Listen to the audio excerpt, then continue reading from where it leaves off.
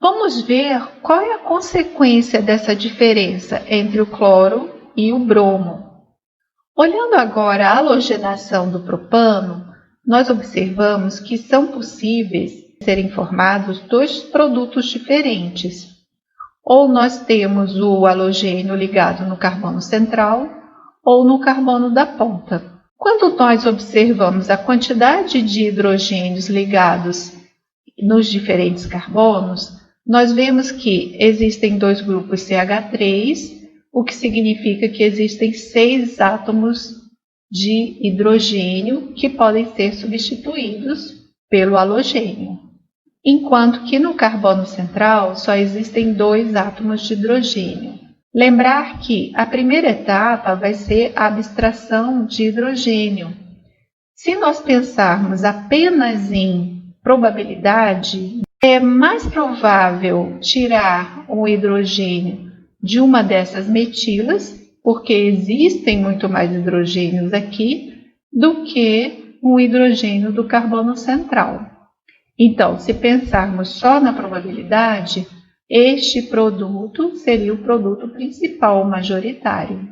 Porém, quando nós vemos o resultado de uma reação, nós vemos que o produto majoritário, na verdade, vai ser o com cloro no carbono central, no carbono 2, ao invés desse produto que tem apenas 40%. Isso nos faz lembrar que, para formar o produto no carbono central, é necessário passar pelo intermediário, que é o radical secundário, que é muito mais estável do que o radical primário. Isso fica muito claro quando nós comparamos com o bromo. A reação com bromo vai ter uma proporção onde o majoritário é também produto halogenado no carbono central, mas vejam a diferença, enquanto aqui era 60 para 40, aqui é 97% para 3%. Então, o bromo ele consegue diferenciar muito mais um radical secundário do que o primário. Olhando aqui o diagrama de energia, fica muito mais claro da gente entender. No caso do cloro, vamos lembrar que a primeira etapa, a etapa de abstração de hidrogênio, é uma etapa exotérmica para o cloro. E aqui no caso nós estamos entre um radical secundário e um primário. Vejam aqui no gráfico. Apesar da energia desses dois radicais ser relativamente grande, no momento do estado de transição, a diferença é muito pequena. Então, para o cloro, ele não vai distinguir tanto entre um radical primário e um secundário.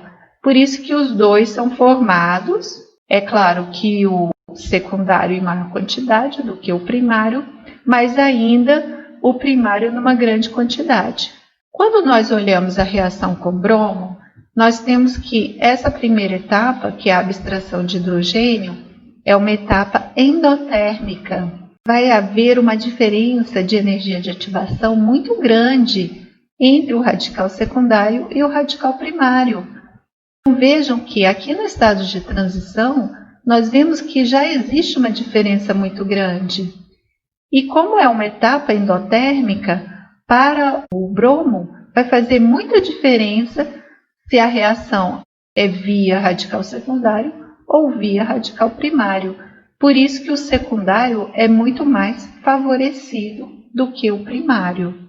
De novo, aqui nós vemos uma situação onde dois produtos diferentes podem ser formados e nós vemos que existe até uma inversão aqui. Enquanto no cloro formamos principalmente este produto, com o bromo é o oposto. É formado um produto que passa via radical terciário. Aqui nós temos o produto com cloro via o majoritário via radical primário. Bom, por que esse produto está sendo formado em quantidade maior? Olhando aqui o nosso reagente, que é o isobutano, nós temos 3 grupos metila. Cada grupo metila tem 3 hidrogênios. Então, ao todo, nós vamos ter 9 hidrogênios, ou seja, 9 ligações CH das metilas.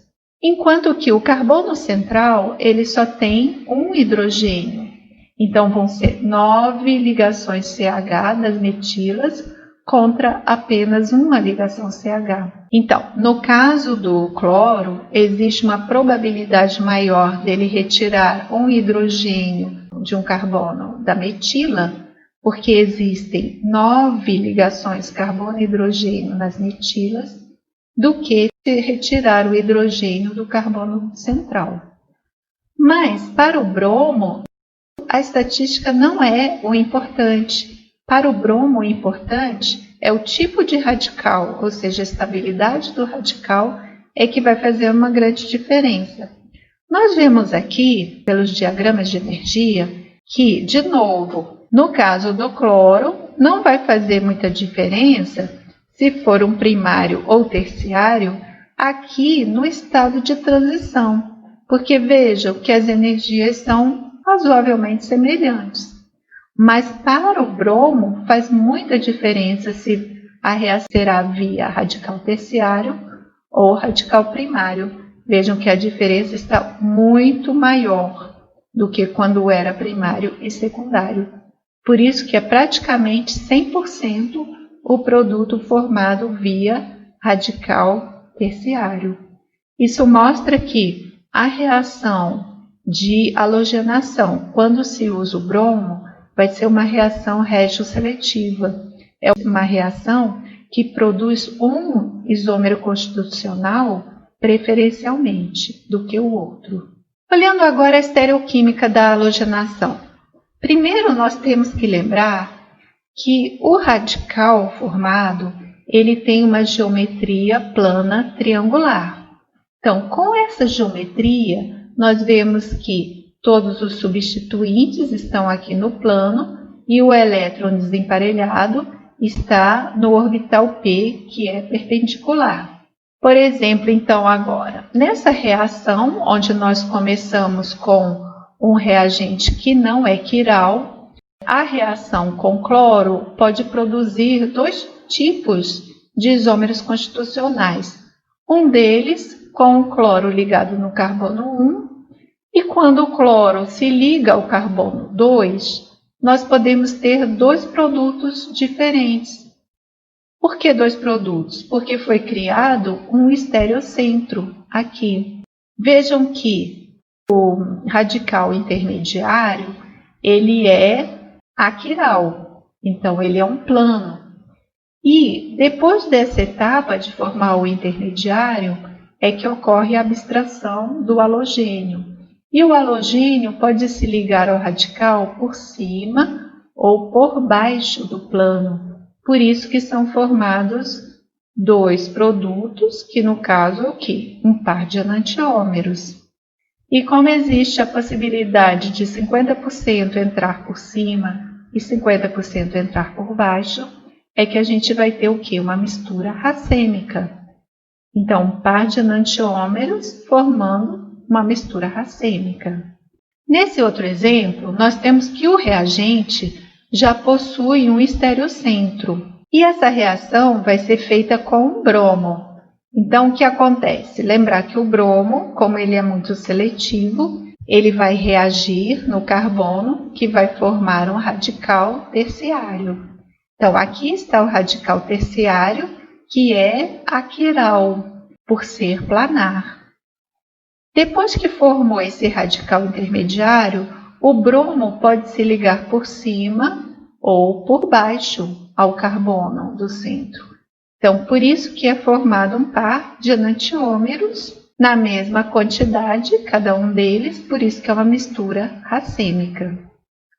Agora, comparando essa mesma reação, ou seja, com esse mesmo reagente, a bromação e a cloração, nós temos que, na cloração, como não existe uma seletividade, o cloro pode reagir em cada um desses carbonos. E se ele reagir em cada um deles, ele tanto pode formar um produto único, que é o caso quando ele reage nas pontas, nos carbonos terminais, como ele pode formar vários estereocentros e aí vários pares de enantiômeros. Então, no caso do cloro, a gente vai ter a formação de 10 produtos, enquanto que o bromo formou apenas uma mistura racêmica com 2 produtos. Então, por isso que muitas vezes, quando é possível, nós vamos preferir utilizar o bromo ao invés do cloro, exatamente por ele ser muito mais seletivo.